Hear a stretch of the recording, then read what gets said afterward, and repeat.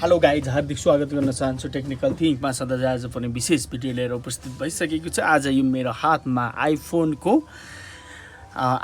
6 plus model रहेको छ। यो मोबाइलमा एउटा प्रब्लम छ, क्यामेरामा प्रब्लम छ। क्यामेरामा कस्तो प्रब्लम छ भन्दाखेरि म तपाईहरुलाई यहाँनिर क्यामेराको प्रब्लम देखाउने छु।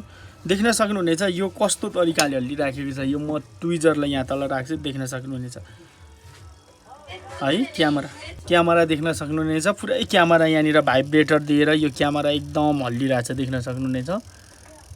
यति मजाले हल्लिरहेछ यो क्यामेरा, यति धेरै हल्लिराखेको छ गाइज। यस्तो प्रब्लमलाई कसरी हल गर्ने भन्ने बारेमा आज यो भिडियोमा म तपाईलाई जानकारी दिनेछु।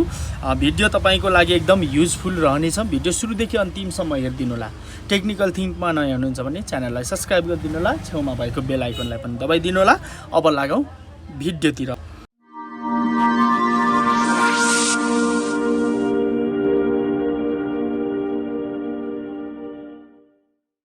सबैभन्दा पहिला फोनलाई स्विच अफ गर्नुपर्ने हुन्छ है।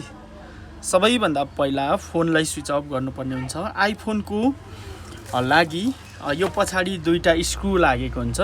यो दुईटा स्क्रु हुन्छ। यो दुईटा स्क्रुलाई सबैभन्दा पहिला हामीले खोल्नुपर्ने हुन्छ, निकाल्नुपर्ने हुन्छ। यो दुईटा स्क्रुलाई हामीले निकाल्नुपर्ने हुन्छ है। यो दुईटा स्क्रुलाई खोल्नुपर्ने हुन्छ। मैले खोल्छु।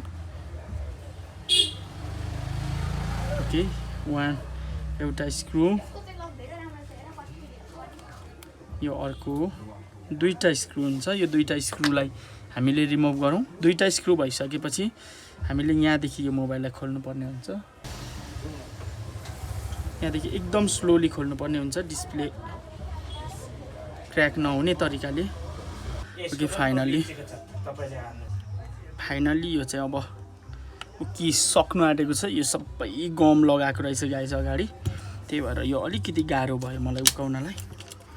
डिस्प्ले क्र्याक हुन्छ कि भन्ने भयो। डिस्प्ले थोरै क्र्याक गर्यो भने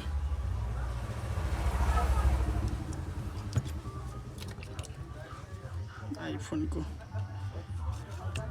डिस्प्ले थोरै क्र्याक भयो भने पनि दिमाग खराब हुन्छ। यति धेरै गम छ, यति धेरै गम छ। आइफोनमा यति धेरै गम लाउनु पर्छ जस्तो मलाई लाग्दैन।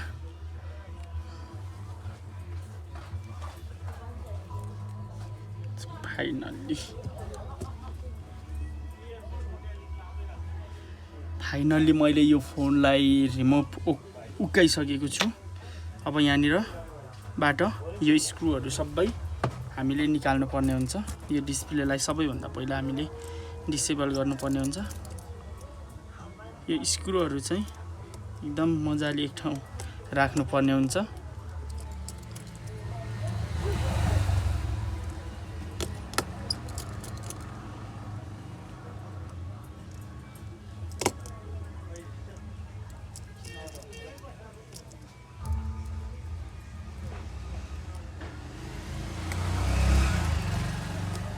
ओके, यो प्लेटलाई यहाँ राखौँ। यो ब्याट्रीलाई पनि डिसेबल गर्नुपर्ने हुन्छ हामीले।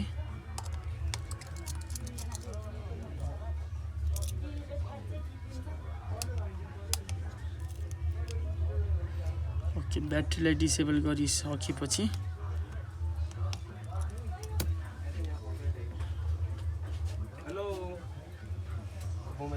के होला, ब्याट्रीलाई डिसेबल गरौँ। ब्याट्रीलाई मैले डिसेबल गरिसकेँ। ब्याट्रीलाई डिसेबल गरिसकेपछि यो हामीले यहाँनिर डिस्प्लेको पत्ता, होम कीको पत्ताहरू, टच प्याडको पत्ताहरू यो सबै हामीले डिसेबल गर्नुपर्ने हुन्छ है। ओके, यो सबै डिसेबल गरिसकेँ। यो डिसेबल भइसकेपछि हामीले यसलाई एक साइडमा राखौँ। हाम्रो क्यामेरा चाहिँ यहाँनिर छ है। यो क्यामेरालाई निकाल्नु पर्ने हुन्छ। सबैभन्दा पहिला यो क्यामेरालाई हामीले निकाल्नु पर्ने हुन्छ।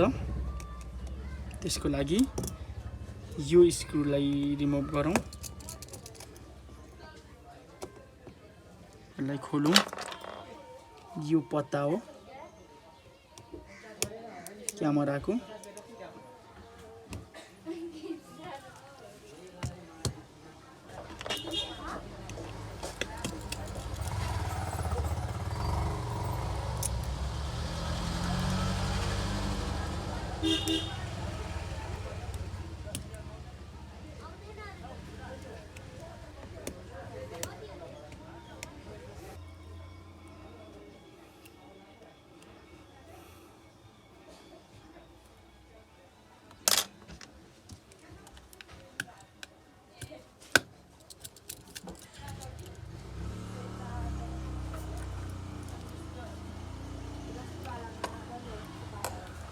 बत्ती गएको अवस्था।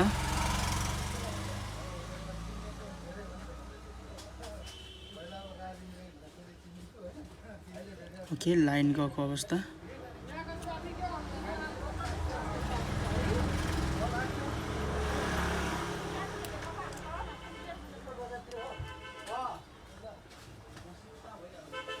ओके लाइन गयो हाम्रो। यो छ क्यामेरा मैले रिमुभ गरिसकेँ, लाइन गयो, लाइनलाई वेट गरौँ। ओके फाइनली लाइन आयो फेरि। ओके यो हो क्यामेरा, क्यामेराको ढिक्का छ। अब हामीले यहाँनिर थोरै एउटा ट्रिक लाउनु पर्ने हुन्छ है गाइस। यो हो एउटा म्याग्नेट है। यो म्याग्नेटलाई यसलाई खुर्किने हो। म्याग्नेटलाई सानो सानो हामीले म्याग्नेटलाई ढुक्याउने हो।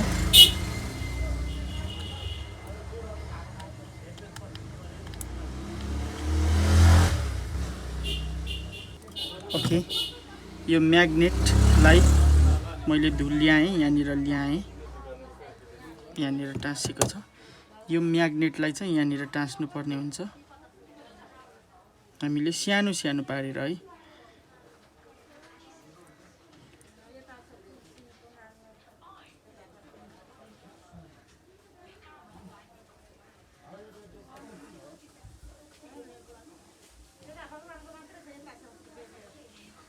यसरी यो म्याग्नेटलाई टाँस्ने हो, म्याग्नेट फुटाउने हो यसरी।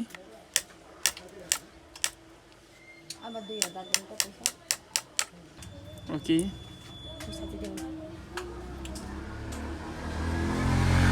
यो म्याग्नेट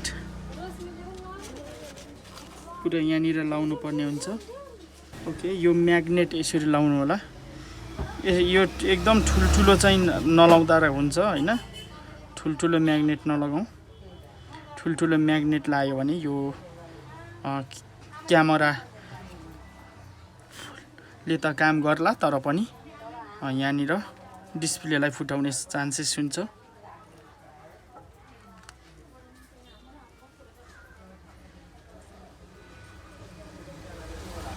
देख्न सक्नुहुनेछ यो मैले म्याग्नेटहरूलाई यहाँनिर लाएँ, यतापट्टि पनि लाउँछु म।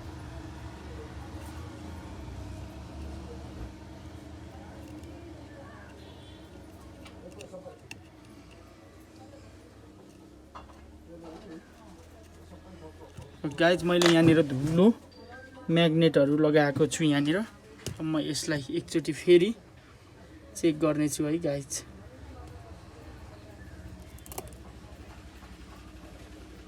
यसलाई मैले चेक गर्नेछु।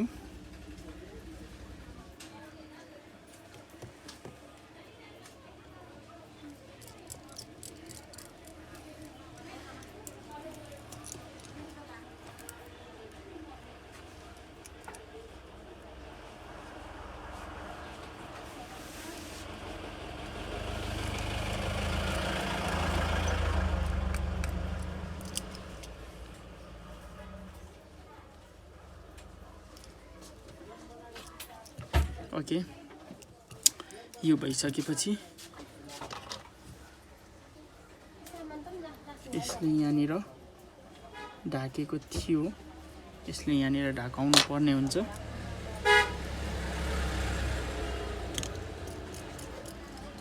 ओके फाइनली यो क्यामेरालाई मैले सबै क्लिप लगाइसकेको छु। अब फोनलाई फेरि म एकचोटि एक्टिभ गर्नेछु। सबै यो पत्ताहरूलाई लगाउनु होला।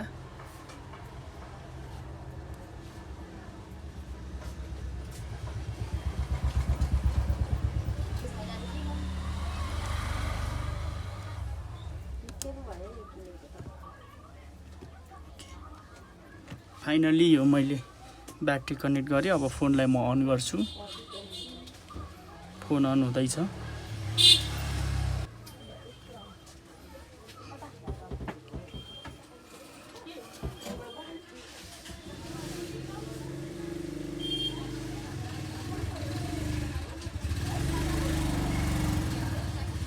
फोन अन भइसकेको छ गाइज। लक मैले अनलक गर्छु। ओके, अब हामीले क्यामेरा अन गरौँ।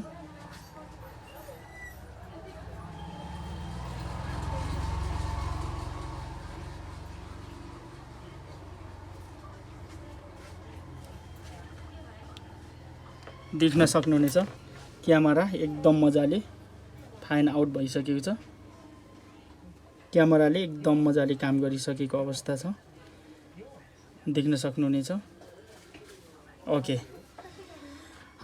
ओके गाइज, तपाईले पनि आइफोनको क्यामेराहरू एकदम हल्लिराखेको छ। क्यामेरा खिच्दा चाहिँ क्यामेरामा भाइब्रेटर एकदम धेरै आइरहेछ, क्यामेराले खिच्नै मिल्दैन, क्यामेरा चाहिँ धेरै कामी राखेको छ भने यो तरिकाले तपाईले आइफोनको क्यामेरालाई चाहिँ बनाउन सक्नुहुनेछ। यो ट्रिक लगाएर तपाईले आइफोनको क्यामेरालाई बनाउन सक्नुहुनेछ। आइफोनको यो मात्र हैन, जुनै आइफोनलाई पनि यो सिस्टमले चाहिँ बनाउन सक्नुहुनेछ। गाइज, यो भिडियो तपाईलाई कस्तो लाग्यो? मन पर्यो भने लाइक, कमेन्ट, सेयर गरिदिनु होला। अनि तपाई टेक्निकल थिङ्कमा नयाँ हुनुहुन्छ भने च्यानललाई सब्स्क्राइब गरिदिनु होला। छेउमा भएको बेल आइकनलाई पनि दबाइदिनु होला, ताकि यस्तै टेक्निकल कुराहरू तपाईको नोटिफिकेसनमा सबैभन्दा पहिला पाउनको लागि भन्दा आजको भिडियो यति नै। हवस् त, बाइ बाइ।